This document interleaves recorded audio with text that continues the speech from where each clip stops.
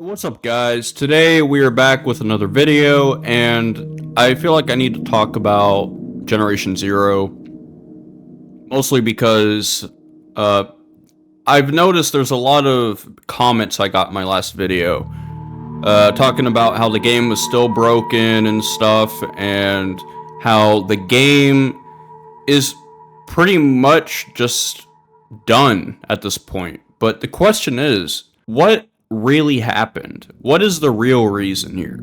For a game like this, I would expect it to have a pretty okay, like a pretty decent player count on the regular. But I do understand that Avalanche, they're basically done with this game now. But the reason for that is because in this game, they kind of already put out an ending for the whole story and stuff, and the game is just pretty much done. They just want to go and work on other games, which I totally understand. I just really wish that they would come back, fix all the stuff that's wrong with this game, and then people will be happy and they can go work on their other games. So, I mean, I get it though. They don't have like a whole lot of time on their hands, might not have enough people to like split for like Generation Zero and then these other games that they're working on. But what I find really fascinating is that a lot of people I mean, I'm not really calling anybody out here. I'm just telling it like it is from my perspective. From my perspective, I think people kind of shit on Avalanche for allegedly abandoning the game. I mean, they didn't really like abandon the game. They just finished with development. And I did my research, and I'll show you right here. I'll show you that, yes, they've finished development for the game, and they're just no longer going to support the game. They're not going to fix bugs. They're not going to do anything like that, which is pretty dumb, honestly. So technically, it's a lose-lose or a win-lose or lose-win or something. I don't know, something like that. It's definitely not a win-win. But yeah, Avalanche, I mean, they're kind of wrong for not coming back, fixing the issues, and then leaving the game as it is. You know what I mean? But so what I don't understand as well is, why do people always have to take a dump on something? You know what I mean? Like, some people, they have to just completely shit on a certain game or developer for making a mistake. Like, it's happened with Helldivers. I mean, at least Arrowhead somewhat listens to their community. You know what I mean? They listen to their fan base. Of course, Generation Zero's developers listened to everybody. They listened to all of their consumers, all their players. But at the end of the day, do they really deserve all of that hate?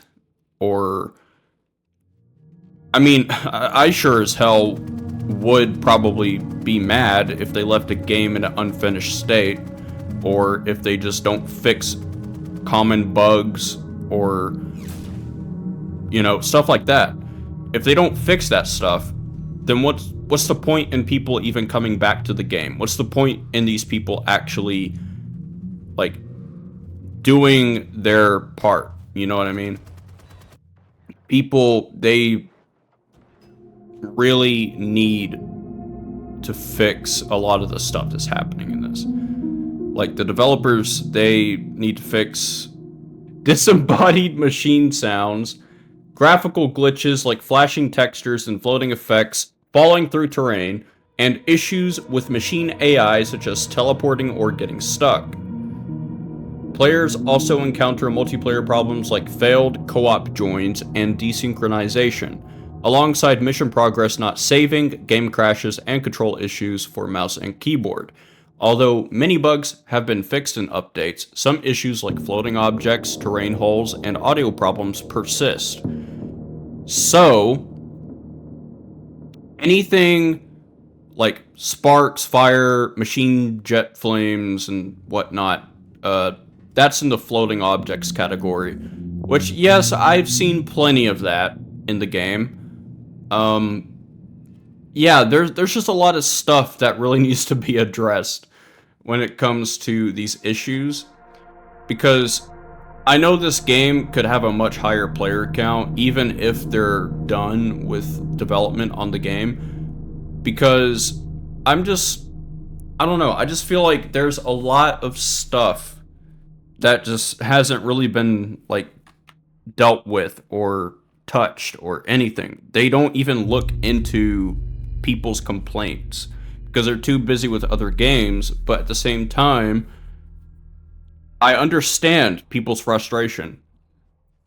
And I understand why people, they can't really play this game daily. Like, I don't play it daily. I only play it whenever I really feel like it, because I don't know, it's just weird. It has, like, this really weird way of, like, drawing you away from the game, or pushing you away from the game. And then you're like, huh, you know what? I just really want to play this again. So then you come back to it and you play it more. So I don't know. It's kind of a weird thing that the game does to you mentally, because one day you feel like playing it, rest of the days you feel like you just don't want to play it, which means that means that it can be boring at times. You're just shooting and killing machines, right? And so, I don't know, like, the story, I feel like sometimes it's kind of confusing. Like, the map icons, they don't have, like, a legend thing on there for you to actually see, like, what is what. You know what I mean? So, yeah, they don't really have that for the map. And also, what I think is missing is, I really feel like they could have done so much with this game. Like, we could have had armored vehicles, we could have had drivable cars, we could have had, I don't know, helicopters or something. I don't know. I mean, I personally think that would be really fucking cool. I would love that. But Avalanche, they are done with this game. They're not coming back to it. And it's sad, because this game has so much potential. And they definitely could redo the ending. Or maybe make another DLC that would explain the ending.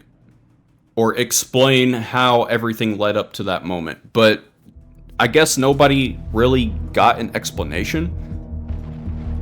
I don't know. It's kind of hard for me to say because I haven't really completed the game, honestly. And I just feel like I get bored pretty easily. Like, sometimes I kid you not, sometimes I just get bored. And then I'm just like, nah, you know what, I'm just gonna hop off. But whenever you actually have somebody to play with, like I was here with my friend, Dr. Decay, we were both just having a blast. We fucking love this game whenever well, I mean, it's also because we were playing it together. But if you try to play it by yourself, you're just gonna get bored pretty easily. Because you're alone, and things get frustrating, things get boring, and it's just a whole mess. Which, surprisingly for us, we didn't really have any issues,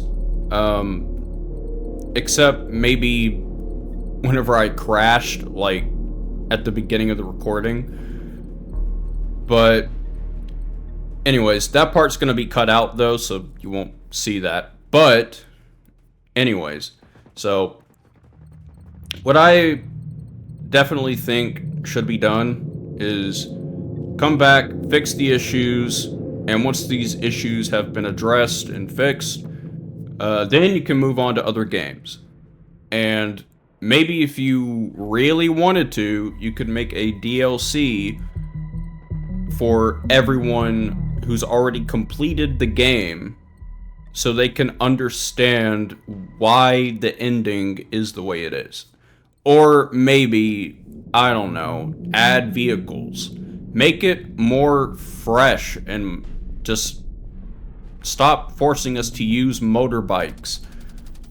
People use motorbikes all the time in this, and honestly, better than the bicycle. The bicycle is just kind of janky and annoying.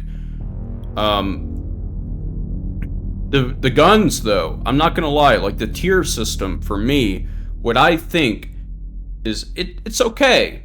You know, it's alright. I was using the M16 and the M60, which are American weapons. So this is right after the Vietnam War. So that's why we only have stuff like the M60 and the M16 and not an M4A1 or an M249 or M240 Bravo or something. So, which is understandable because the game is themed around 80s aesthetics, and it's just whatever, you know, it's fine. But yeah, so this is also a Swedish game. It's made by a Swedish developer, and it was published by Avalanche. But anyways, guys, this is just something I kind of just wanted to yap about. This is something I just wanted to talk about because I've been meaning to get this video done a lot earlier.